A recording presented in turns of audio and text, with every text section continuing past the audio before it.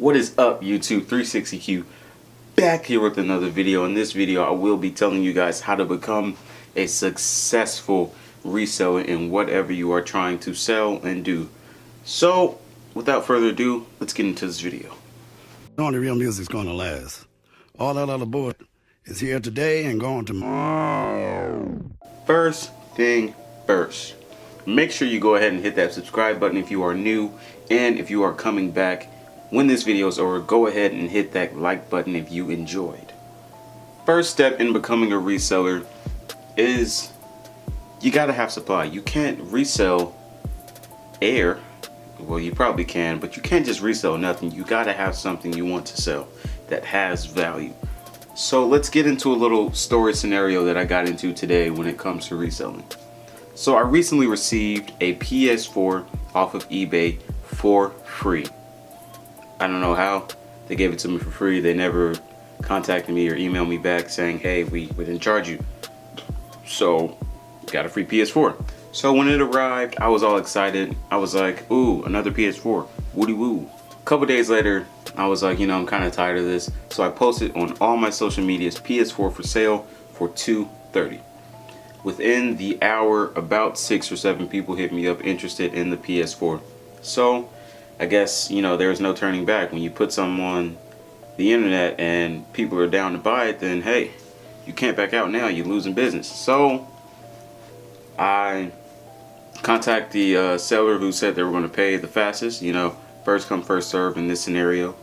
And they said, hey, I'll have the money by Tuesday, which is today. Today, we met up. I gave them the PS4. They gave me $220. Gone, just like that. So that was a profit, a $0 to $220 profit right there. And that's all in one day. That's better than any part-time job I can think of by far. $220 in less than an hour. Tell me something different. So step number 2 is whatever you are trying to sell, make sure it has value.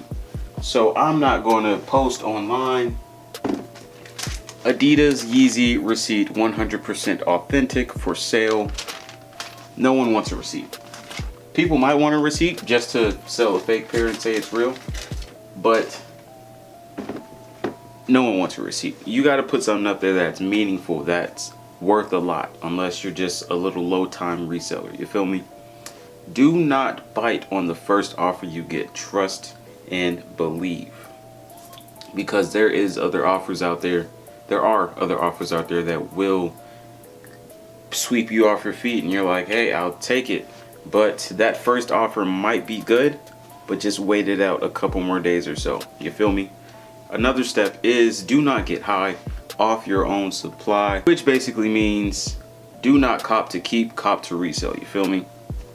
I kind of broke that rule when I got my first pair of Yeezys, because it's my first pair of Yeezys. These are my grails. I don't plan on letting these go until I die. Even when I do go into United States Marines, I will have these locked away in their box forever. I broke that rule, do not cop to keep, because I worked too hard to get those and I didn't plan on letting them go. But I had a seller who was willing to buy them when I picked them up for $700. I picked them up. I said, hey man, these are dope. I don't think I'll be able to sell to you, man. I'm sorry. Lost a customer right there. So later on, I hit up my friend who also won. Said, hey, I'll pay you $220 for your V2 size 9. He said, all right, cool. So I met up with him. I paid for him. I contacted another seller and said, hey, selling V2 size 9, $700. So just like that, later on in the day, couple hours later, prices went down from $700 to $650 to $500 to $550 for a brand new pair of Yeezys. All he had to do was wait, but he didn't. Patience is key in the reselling game when you're buying and selling. The resale game is always growing no matter what, which means there are always going to be people out there willing to buy. So you always need to have stock with whatever you are selling. If you are a hypebeast seller like me, or any type of seller like me, whatever you need, electronics, clothes, shoes, anything, I can find it for you and I will sell it to you. You gotta have stock no matter what. People don't like to wait. People want to buy then and there. So whatever you do, make sure you have stock. Another step is feedback.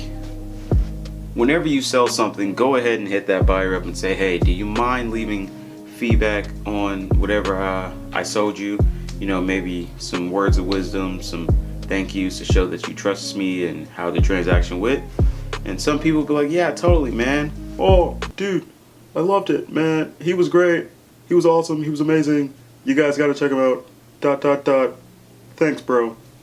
People love that. And then when people see feedback, then you will start to gain more trust. And then, and therefore, will you gain more customers. Do not sell for less than you buy. That happened to me once and never again. In my first How to Become a Reseller video, that one right there, and I am shipping them tonight. I decided to sell my Air Jordan 12s Obsidians for way less than I bought them for. That's a $30 cut out of my pocket. I paid $180 with a little yellowing on the outsole, wore them once with no creases, and lost $30 off of them. So it's not always win-win situation in the resale world, but it does get better no matter what. You just gotta stick it through. Another step is you gotta become known. People gotta know who you are as a reseller, as a person, as a human. You feel me? So you can't just be that one-time reseller that's like, oh yeah, I sold something back in the day. It's like, no. You gotta be constant on your grind. Make sure that you are known and make sure people can trust you when it comes to buying and selling. Another step, I believe this is the final step, is make sure you have a trusted source where you're buying from. If you're buying to sell, so don't cop these off of amitas.com and sell them as 100% authentic, because that is lowering your trust when people realize that you're selling fakes. Now, if you're selling fakes right now, I have nothing against you because you do what you do to grind in life. I'm 100% legit in whatever I sell and buy. So, from my perspective, is I don't buy fakes, I don't sell fakes, because I believe you are getting 100% what you are paying for. That's just hands down the truth. I don't believe in selling fakes. That's a stoop down level in my opinion, but we're going off track right now. Make sure you have a trusted source of where you're buying from. Make sure you trust the person. Make sure you don't have to have a connection, but make sure you know that you're getting your money's worth. You feel me?